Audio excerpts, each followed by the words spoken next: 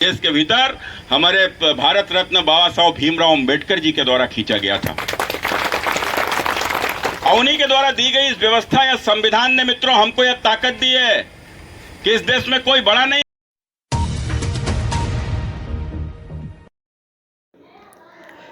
ग्राम प्रधानों ने टिफिन बैठक का किया आयोजन। मुख्य अतिथि राज्य मंत्री असीम अरोड़ ने सभा को किया संबोधित। आपको बता दें, जनपद कन्नौज के विधानसभा छिबरामऊ के नेहरू डिग्री कॉलेज में सामाजिक समरसता सहयोग टिफिन बैठक का कार्यक्रम आयोजित किया गया।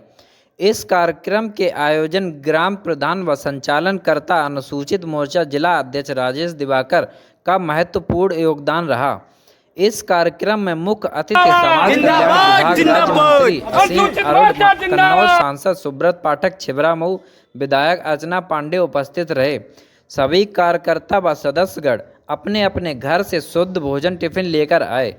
कार्यक्रम में सभी लोगों ने मिलजुल कर एक दूसरे का भोजन किया, छुआछूत को मिटाने की बात कही। कन्नौज सांसद ने कहा, माननीय राज्य मंत्री असीम अरोड़ जी के द्वारा चलाया जा रहा टिफिन बैठक अभियान बहुत ही अहम कार्य है और कहा, इस स्वतंत्र भारत में छुआछूत और भेदभाव को बढ़ावा देने के खिलाफ सरकार बड़ी कार्रवाई करेगी। स्वतंत्र भारत में हम सब एक समान है, ना कोई छोटा ना कोई बड़ा। समता, स्वतंत्रता, बंधुता, भाईचारा का देश है। हम सब लोगों का बड़ा सौभाग्य है जो सबसे अच्छा बाबा साहब अम्बेडकर जी के द्वारा बनाया गया संविधान हम लोगों को मिला है। कन्नौज सांसद सुब्रत पाठक ने सपा बसपा पर निशाना साधते हुए कहा, जो परिवारवाद करते हैं वह देश का भला क्या करेंगे। वहीं दूसरी तरफ से विपक्षियों ने भाजपा पर सवाल उठाए, आने वाले लोकसभा चुनाव को लेकर फंसाने का षड्यंत्र है। टिफिन बैठक के नाम पर जनता को गुमराह करने का फिर एक और भाजपा ने मंत्र खोज लिया है। जनता ने कहा, सत्यता यह है कि आज भी शहरी क्षेत्र हो या ग्रामीण क्षेत्र हो, जाति भेदभाव जहर की तरह फैल चुका है। समाज कल्याण विभाग के राज्य मंत्री ने समाज को जागरूक किया और विश्वास दिलाया, समाज कल्याण विभाग का कोई भी काम है हर संभव आपका किया जाएगा। स्वच्छता अभियान के तहत राज्य मंत्री असीम अरोड़ व जिला महामंत्री वीरेंद्र कठेरिया ने सफाई अभियान को लेकर बड़ा कदम उठाया है।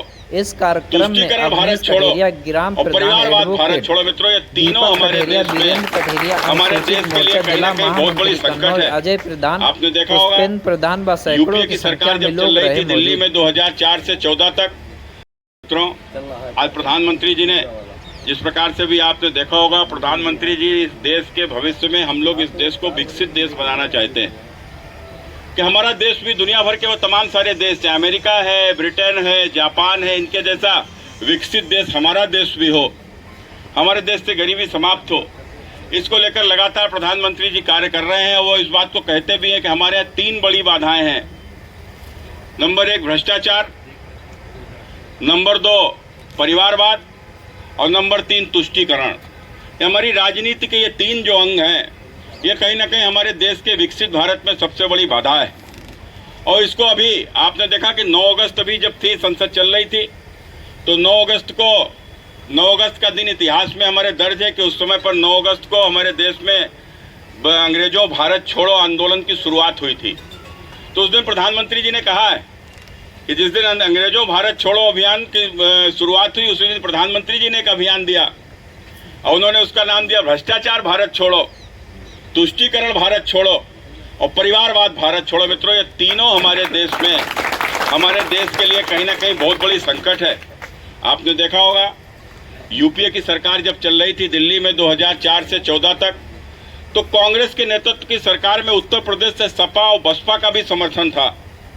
और ये यूपीए की सरकार ने 10 साल के भीतर 12.5 लाख करोड़ की लूट की। 12.5 लाख करोड़ रुपया, ये 12.5 लाख करोड़ रुपए किसका लूटा गया?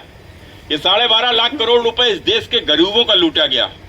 आज नरेंद्र मोदी की सरकार आने के बाद जब उन्होंने कहा ना मैं खाऊंगा ना खाने दूंगा, उसी का तो परिणाम है कि देश भर के करोड़ों गरीबों के पक्के मकान बने। आज उसी का परिणाम है कि देश भर में करोड़ों गरीबों के दरवाजे पर शौचालय बने। आज उसी का परिणाम है कि जो देश भर में करोड़ों गरीबों को उज्ज्वला योजना का कनेक्शन मुफ्त में दिया गया है।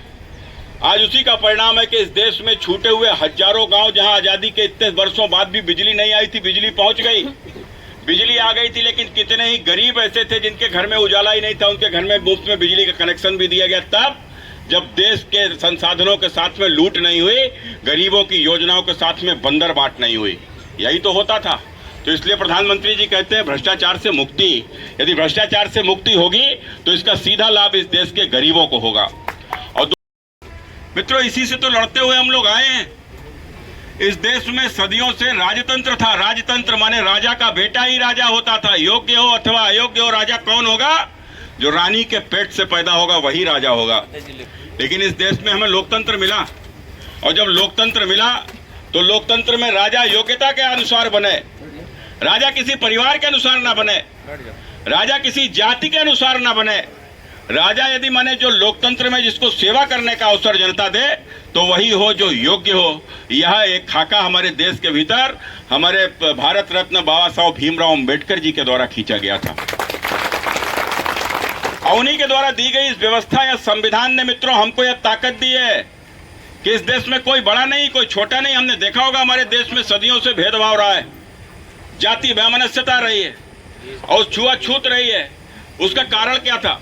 कारण कहीं ना कहीं सरकारों का संरक्षण था। मित्रों, कोई भी समाज की कुरीति बगैर सरकारों के संरक्षण के हो ही नहीं सकती।